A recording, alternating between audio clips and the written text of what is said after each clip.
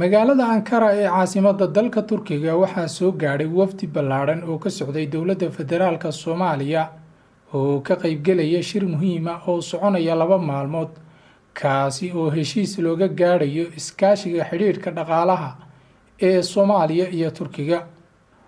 waxaana sidoo kale mas'uuliyiinta dowladda federaalka Soomaaliya ay kulamo gaar ah la yeelan doonaan dhigooda dalka Turkiga. safiirka Soomaaliya ee dalka Turkiga Jaamac Cabdullaahi Caydiid ayaa ka warbixiyay wafdiga ka socday xukuumadda Soomaaliya iyo shirka oo maanta uu furmay wajigii koobaad. waxaanu shalay magaalada Ankara ku soo dhaweynay wafdi ballaaran oo dowladda Soomaaliya ka socday.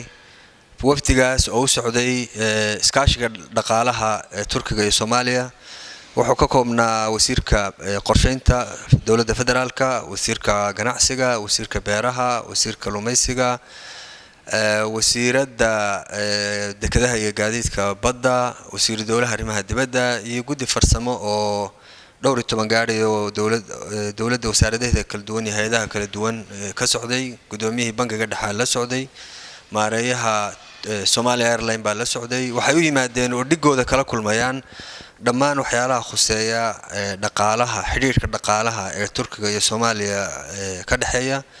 waa markii labaad, kan waa shirkii labaad ay isugu yimaadaan wasaaradaha labada dal ee dhinaca dhaqaalaha iska kaashanaya.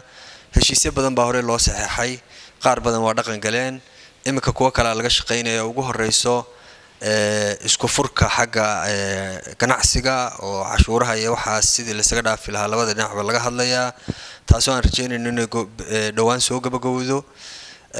maanta ayaa shirku aad si fiican u furmay. labada qaybood ee waxa wada hadlay farsamada.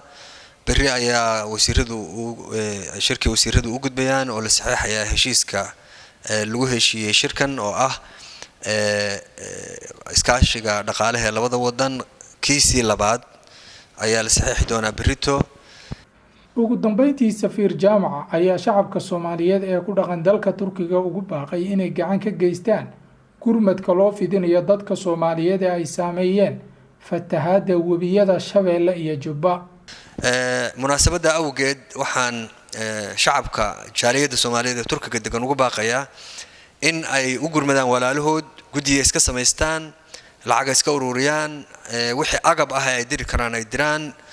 Ankara iyo Istanbul iyo magaalooyinka kale la degan yahayba inay isxil qaamaan oo u gurmadaan walaalahooda dhibaataysan sida awalba ay ugu gurman jireen. tanna waxaan filaynaa in insha Allah ta'ala ka soo dhalaalaan. gulban idin rajeynaya. Axmed Cabdiqaadir Ismaaciil Axmed Daruush, magaalada Ankara.